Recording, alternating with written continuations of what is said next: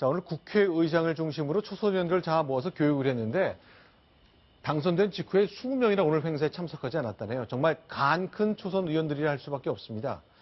자, 그다음 문재인 전 대표가 8말 9초에 전당대회 한다 그랬는데 그때는 해외에 나가 있겠다 그러네요. 오얏나무 아래에서 갓근을 매지 않겠다는 것 같은데 이것 때문에 더 갓근이 더 생각난다는 해석이 좀 나오고 있습니다. 하나씩 보겠습니다. 이남희 차장. 네. 오늘 행사 좀 정리해 주세요. 어떤 자리였죠? 20대 국회 초선 당선인은 132명입니다. 이들을 대상으로 교육령, 어떻게 전자투표를 하고 어떤 식으로 국회의원을 활동을 해나가야 될 것인가, 전직 국회의장들의 강연도 있었고요. 그런 초선 의원들을 위한 연찬회가 오전 10시부터 시작이 됐습니다. 문제는요, 132명 다 네. 도착을 해야 되는데요. 네. 제 시간에 나타난 사람은 딱 103명뿐이었고요. 네. 20명 결석했습니다. 결석이 20명, 지각이 9명 있었다는데요. 자, 일단 이분들이 모이긴 모였습니다. 여러 가지 교육도 받고 안내를 받았는데 많이 의지를 다졌겠죠. 어떤 장면이 있었는지 영상 보겠습니다. 그 맹자께서 한 번을 참으면 백날이 편하다 이런 얘기 있지 않습니까? 여러분들도 좀 막말도 하고 싶고 그럴 때 여러분들이 꾹 참으시면 여러분들 미래가 밝을 것이다. 20대 국회 끝까지. 네, 감사합니다. 초선 그러면 변화 이렇게 화답하시는 건배사를 하겠습니다. 예. 초선. 네, 감사합니다. 우리에게 정말 바라는 변화는 밥값하는 정치 아니겠습니까? 일하는 밥값하는. 네, 초선 아니지만 안철수 의원도 참석을 했습니다. 그런데 오늘 저 행사장에서 좀 논란이 된 것이 있는데 국회 내에서 짧은 거리를 이동하는데 버스를 타고 갔다는 건데 그게 도대체 어떤 얘기인가요? 그러니까 오전에 이제 이 교육 행사가 열린 곳이 헌정기념관이고요. 밥을 먹는 오찬 장소는 바로 국회의원회관입니다. 저도 국회 출입하면서 보통 그 헌정기념관에서요. 그 의원회관까지 가려면은요. 잔디밭 가로지르면 한 300m만 걸어가면 되거든요. 근데 굳이 그것을 네. 버스를요. 4대를 자, 그러니까 지금 네. 저 앞에 보이는 건물이 도서관인데 그 뒤쪽에 있는 건물에서부터 네. 바로 그 이 잔디 광장을 가로질러 가는 거죠. 지금 보이는 잔디 광장을 가로지르면은요 한 300m 정도 되거든요. 네. 그러면은 바로 이제 밥을 먹는 오찬 장소인 국회의원회관에 도착하게 되는데요. 그 300m 거리 걸어오면 되잖아요. 근데 네. 우리 의원님들 빠르게 식사하실 수 있도록 버스 4대를 대절해서 이동을 했습니다. 근데 그 네. 편의 제공이요 그뿐만이 아니었어요. 오늘 초선의원 연찬회인데 특검부터 가르쳤다 이런 얘기들이 나오는데요. 네. 그 국회 이제 의원회관에서요. 네. 밥을 먹으러 이제 엘리베이터 타고 올라가면 한 층만 올라가면 되거든요. 굳이 그런데 그 홀스층 가는 엘리베이터 3대를 잡아서 대기를 시켰습니다. 네. 의원님들 올라가시라고요. 그래서 오히려 다른 국회의원회관에 있는 민원인들도 방문을 하고 직원들도 방문을 하는데 정작 그분들은 그 동원된 세대, 엘리베이터 멈춰있는 세대 때문에 엘리베이터를 이용할 수가 없었습니다.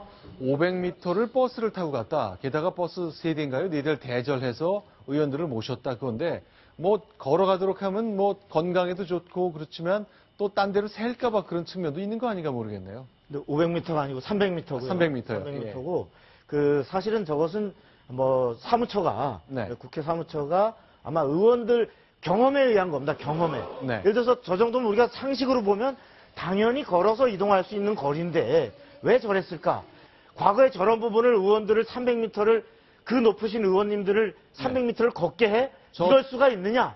이런 아마 항의를 받았던 경험이 쌓여 있기 때문에 네. 이 관행적으로 저런 버스를 모셔서 버스를 4대나 동원해서 모시고 엘리베이터를 잡아주고 이런 그 관행인데 사실은 국회의원들이 이번 선거 때 보면 국민을 위한 머슴이 되겠다고 너도 나도 얘기했지 않습니까? 네. 그러면 이번 연찬회의 시작을 사실은 저렇게 할 것이 아니라 뭐 우리가 해병대에 가서 저 훈련은 못 하더라도 네. 어떤 그 뭐 쓰레기 정말 처리장 가서 네. 우리 시민이 버린 쓰레기부터 한번 정리하는 뭐 네. 이렇게 한다든지 이런 게 3당 대표들이 합의를 해서 정말 달라진 국회의 모습을 보여줘야 되는데 그렇지 않고 벌써 배지부터 달면 의뢰 대접받고 특권받는 이것을 당연시하다 보니까 마치 우리가 그 과거의 예비군 훈련 때 네. 예비군복 입혀놓으면 좀 보통 때 사람 남자들하고 좀 달라진다 이런 얘기가 과거에 요즘 네. 얘기 아니고요. 네. 있었듯이 의원들 배지만 달고 벌써 모시기 시작하면 의원들 의식 자체도 달라진다는 얘기가 바로 저런 데서부터 나오는 거 아닌가 이런 생각이 듭니다. 네. 자, 그런가 하면요. 새누리당은 김영호 전 국회의장을 모셔서 여러 가지 얘기를 들었는데 굉장히 따끔한 지적을 많이 들었네요. 어제 상황입니다만 저희가 어제 소개를 안 드렸는데요. 그 김영호 전 국회의장 얘기를 통해서 지금의 새누리당 모습을 한번 살펴보겠습니다. 들어보겠습니다. 초선의원 연창에다 해서 분류권 하나 좀 보내달라 했더니 신문 보고 알아서 하십시오. 이것이 새누리당의 현주소구나. 지금 새누리당은 새로 태어나겠다는 무슨 각오나 결의나 자세나 행동이 여러분 지금 나오고 있습니까?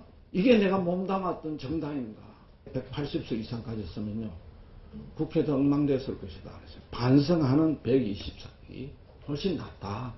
새누리당부터 이제 국고보조금 받지 않겠다. 국민들이 쌍수를 들어서 환영할 것입니다. 자, 새누리당이 선거에 졌기 때문에 그런 건가요? 초선 의원들 초청 강사한테 누가 있는지 명단을 달랬더니 없으니 그냥 알아서 신문 보고 하십시오라고 답을 했다는데 상상하기 힘든데요. 상상이 힘든 거죠. 네. 당연히 당내에 보면 사무처 당직자의 당선인들의 그 프로필을 담당하는 담당자가 분명히 부서가 있는데 저런 부분이 이루어지지 않는다는 건 현재가 지금 비대위원장을 이제 정지덕 원내대표가 맡았습니다만 사실상 제대로 된 당대표가 없는 어떤 지도부의 공백 상태에서 이제 과도적인 단계고 이러다 보니까 사실 제가 그 전에 97년 대선 패배 직후에 새누리당을 딱 당살 출입을 하다 보면 네. 거의 그 공동묘지 무덤과 같은 네. 그 사무처 자체가 작동하지 않는 네. 이런 작동 불능의 상태를 제가 구경한 적이 있는데 네. 이번 총선 참패 후유증을 여전히 새누리당이 걷고 있는 상태인데 만일에 유력한 대선 주자가 나타나고 그 대선 주자가 당대표를 겸하고 있다 그러면 팍팍 돌아갑니다. 네. 여기서 갖다 바치지 않아도 될 것까지 네. 갖다가 대령하는데 지금은 아마도 상당한 후유증을 겪고 있는 것 같습니다. 자, 그러면요. 야당 얘기 보겠습니다. 문재인 전 대표 이제 8말 9초 그때 이제 해외를 나간다 그러잖아요.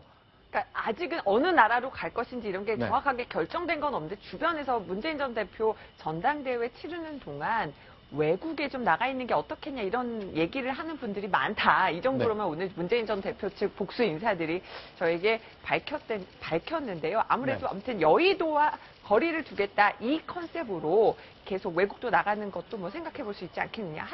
한편 일각에서 이런 말씀하시는 분들도 있어요. 박근혜 대통령이 예전에 스탠포드 2009년에 가서 연설을 해서 어떤 본인의 의견을 네. 밝히기도 했는데 네. 뭐 그런 연설이라도 해야 되는 것 아니냐 뭐 이렇게 말하는 분들도 있고 지금 옆에서는 다양한 의견을 제시하고 있다. 이렇게 얘기를 들을 수가 있었습니다. 그러고 보니까 문재인 전 대표가 해외 활동을 한다거나 외국을 방문해서 상대국 지도자하고 만난 경우 많이 봤던 기억이 별로 없네요. 어쨌건 새로운 기획을 좀 하고 있는 것 확인해 봤습니다.